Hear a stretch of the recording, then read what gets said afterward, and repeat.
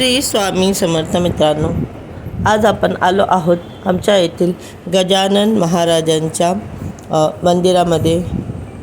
तर हे बघा, हे जे मंदिर तुम्हाला दिसतंय मित्रांनो, हे अतिशय मोठं भव्य दिव्य असं मंदिर बनत आहे।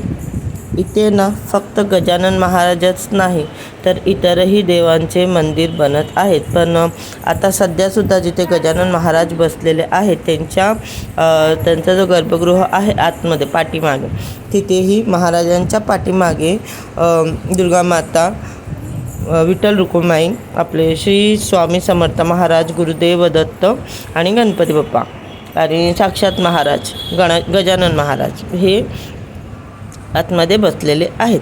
आणि इथे बघा, इथे माझा मुलगा तुम्हाला दिसत असेल समोर उभा, त्याच्यासमोर एक मूर्ती आहे गजानन महाराजांची। ती मला असं वाटतं ती यासाठी ठेवली आहे की सगळे प्रत्येकालाच आतमध्ये ते पाठवू शकत नाही म्हणून, कारण की बघा मंदिर परिसर खूपच जास्त लोकांच्या येण्या जाण्याने ही जी काही त्यांनी स्वच्छता मेंटेन केली त्याला ते काही त्रास होऊ नये म्हणून इथे बाहेरसुद्धा त्यांनी एक मूर्ती ठेवलेली आहे। तिथे आपण पूजा वगैरे करू शकतो। जे काही आपण पूजा मंदिरात जेव्हा पण आपण जातो, आपण कधीही खाली हात जात नाही। आपण नेहमीच आपल्याकडनं पूजाचं साहित्य हे मंदिरात घेऊन जात असतो। तर तिथे आपण आपले साहित्य चढवून पूजा करू शकतो। यासाठी ही बाहेर मूर्ती ठेवलेली आहे असं मला वाटतं आहे मित्रांनो। बाकी मला पक्का काही माहिती नाही आहे, पण तरीही तर मूर्ती बाहेर नाही ठेवली इथे त्यांनी, आतमध्ये एक गर्भगृह आहे आणि एक इथे दर्शन करण्यासाठी त्यांनी ठेवली असेल असं मला वाटतं।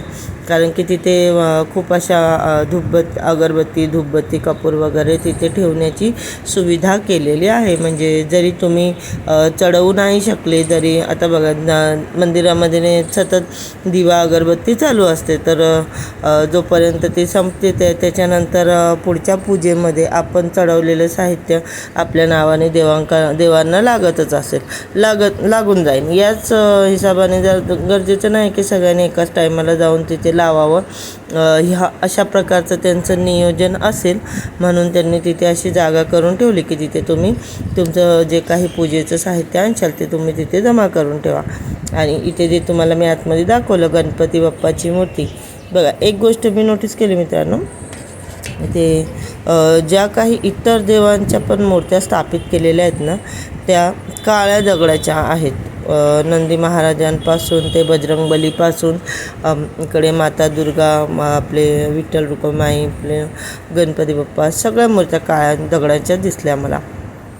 तर हे बघा, इथे माझा मुलगा तो सतत माझ्यासोबत असतो बघा। आता त्याला सतत पाहून तुमची पण ओळख झालीच असेल। हे बघा, हे मी आतमध्ये गेलेली नाही आहे मित्रांनो, हे तुमच्यासाठी मी स्पेशली खिडकीमधून शूट केलेलं आहे। बघा महाराजांचं इतकं सुंदर रूप, गण गण गणात बोते हे आपल्या गजानन महाराजांचं वाक्य आहे।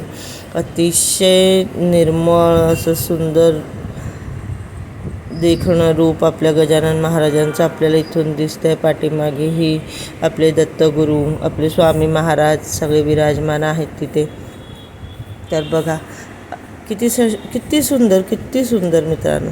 आणि हे बघा, इथे याला ना एक शूट करायचं होतं सीन, म्हणून तो पुन्हा एकदा वापस आला आहे आणि त्याला तो सीन शूट करायचा होता म्हणून त्याने हे सगळं पुन्हा एकदा केलं।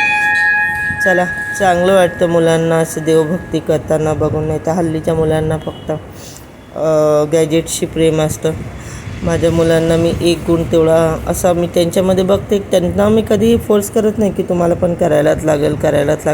पण ते मला पूजा करताना, व्रतवैकल्य करताना, नामजप करताना बघतात आणि त्यांना मी सतत सांगत असते की या सगळ्या गोष्टी केल्याने काय होते काय नाही। त्यामुळे त्यांनासुद्धा परमेश्वरावरती श्रद्धा निर्माण झाली की हो, आपण असं केल्याने असं होतं, किंवा नामजप केल्याने काय होतं, किंवा कोणाचं वाईट बोलू नये, कोणाचं वाईट चितू नये, नेहमी सगळ्यांसाठी चांगलं बोलावं, या सगळ्या गोष्टींचा चांगल्याच प्रकारे परिणाम झालेला आहे मित्रांनो माझ्या मुलांवरती. ते सुद्धा नामजप करतात, पूजा करतात, उपवास करतात. जसं आपण त्यांना सांगतो की खोटं बोलू नका, कोणाचं वाईट बोलायचं नाही वगैरे, या सगळ्या गोष्टींना ते अतिशय सिरियसली घेतात आणि जे मी बोललं तसं करता आणि जिथे देव दिसले तिथे दर्शन घेता आणि ज्या प्रकारे त्यांना सांगितलं जातं बरोबर त्याच प्रकारे ते करतात. हा एक गुण खूप चांगला आहे त्यांचा. त्यांना मला प्रेशर करायला लागत नाही की नाही तुम्हाला देवाला पूजा वगैरे करायलाच लागेल. तर मित्रांनो आजचा ब्लॉग तुम्हाला कसा वाटला मला कमेंटमध्ये नक्कीच कळवा.